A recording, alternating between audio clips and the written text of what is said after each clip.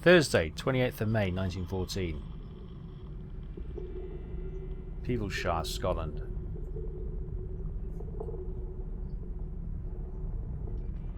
I spent the night on the hillside. It was a cold business, for I had neither coat nor waistcoat. These were in Mr. Turnbull's keepings, as was Scudder's little book, my watch, and worst of all, my pipe and tobacco pouch. Only my money accompanied me in my belt, and about £1/2 of ginger biscuits in my trouser pocket. I supped off half those biscuits, and by worming myself deep into the heather got some kind of warmth.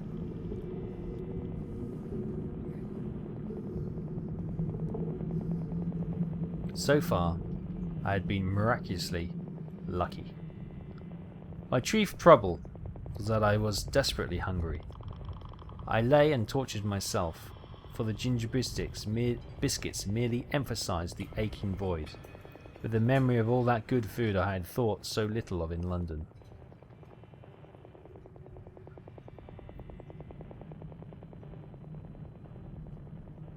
In longingly hopelessness for these dainties, I fell asleep.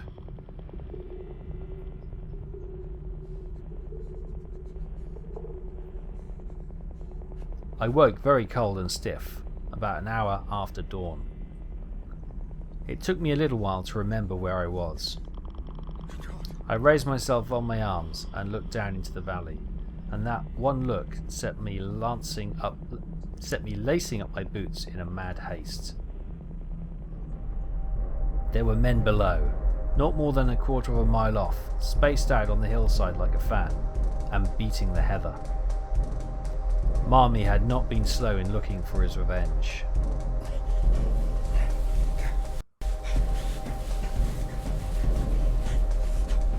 I scrambled to the top of the ridge.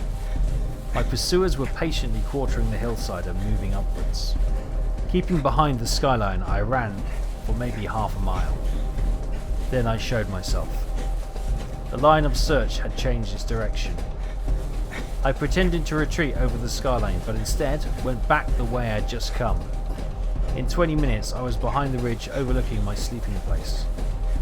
The police had evidently called in the local talent to their aid, and the men I could see had the appearance of herders or gamekeepers.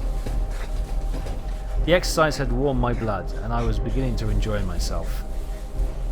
I trusted to the strength of my legs, but I was well aware that those behind me would be familiar with the lie of the land, and that in my ignorance would be a heavy handicap. My stratagem had been giving me a fair start. Call it 20 minutes, and I had the width of a glen behind me before I saw the first heads of the pursuers. From that viewpoint, I had the satisfaction of seeing the pursuit streaming up the hill at the top of the glen on a hopeless false scent.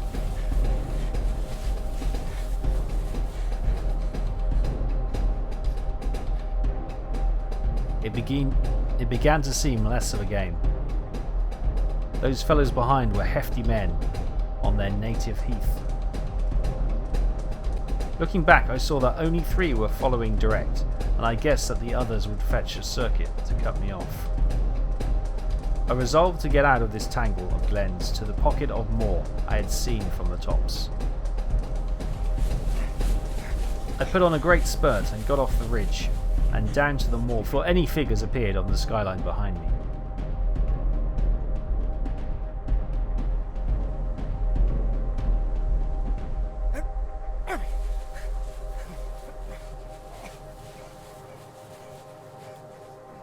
Clearly the road ran into the house, and I began to think of doing the same.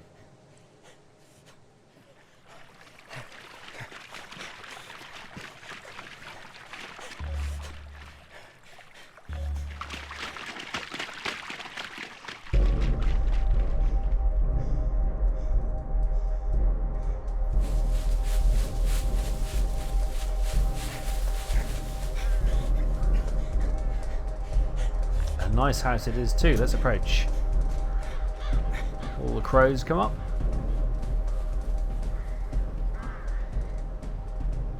I saw the face of an elderly gentleman meekly watching me from within the glass veranda. Seated at the knee-hole desk was the benevolent old gentleman with some papers and open volumes before him. His face was round and shiny, with big glasses stuck on the end of his nose, and the top of his head was as bright and bare as a glass bottle.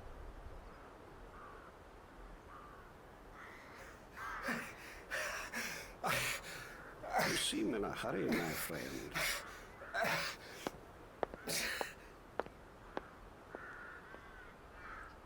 I nodded towards the window. It gave a prospect across the moor and revealed figures half a mile off, straggling through the heather. Ah, I see. A fugitive from justice, eh? Well, we'll go into the matter at our leisure. Meantime, I object to my privacy being broken in upon by the clumsy rural policeman.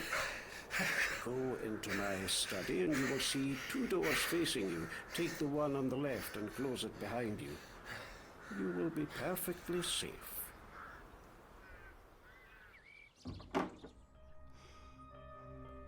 Once again I had found an unexpected sanctuary.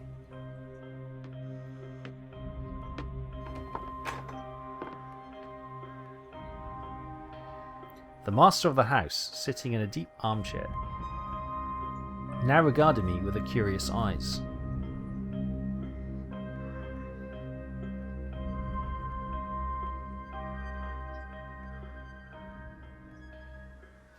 Are they gone? They have gone. I convinced them that you'd crossed the hill. I do not choose that the police should come between me and one whom I am delighted to honor. This is a lucky morning for you, Mr. Richard Hannay. Oh. As he spoke, his eyelids seemed to tremble and to fall a little over his keen grey eyes. In a flash, the phrase of Scudder's came back to me when he had described the man he most dreaded in the world. Oh no. He had said that he could hood his eyes like a hawk. I saw that I had walked straight into the enemy's headquarters.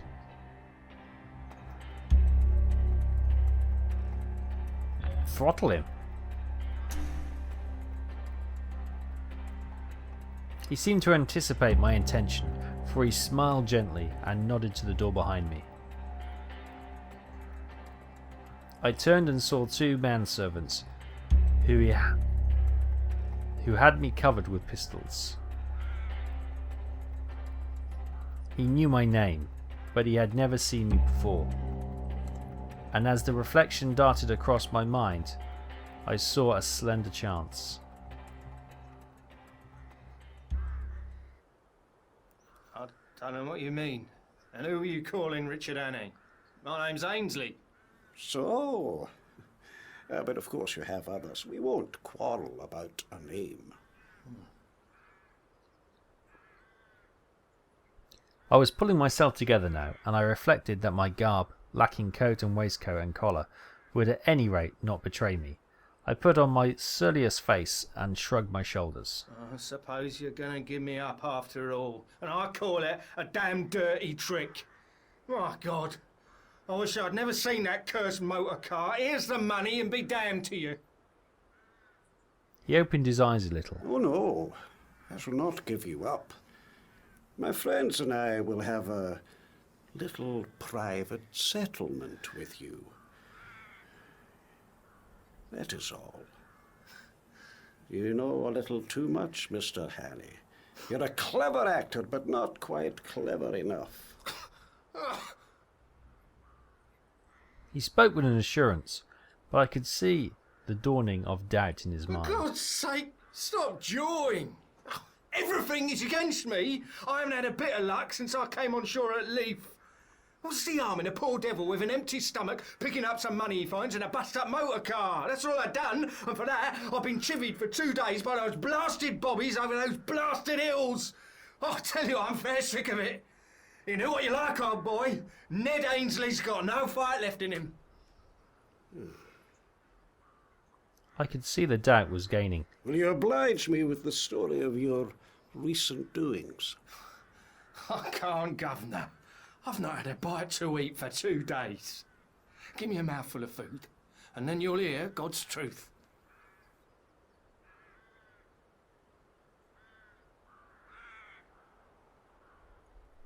Ooh, a nice bit of pork pie. And looks like some ale.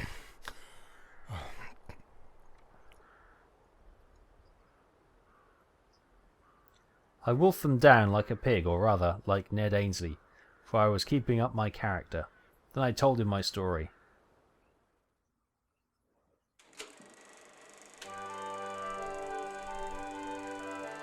God's truth!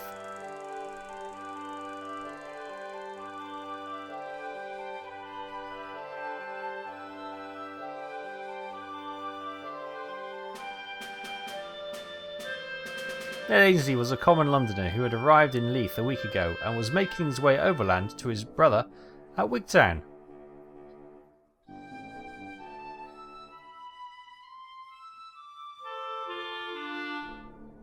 He found 3 sovereigns lying on the seat of a bust-up car and another on its floor.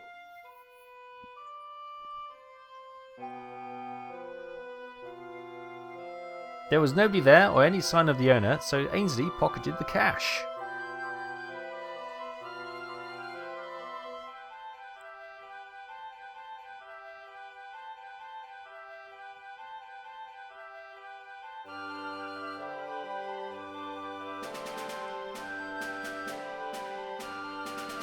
He tried to change the sovereign at the baker's, but the woman cried on the police. Police!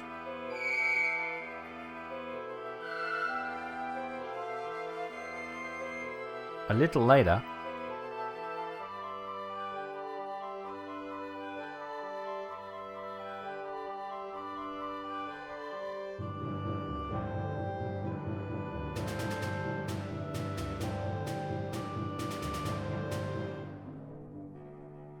the police had tracked him down, and Ainsley was on the run across Scotland. The police...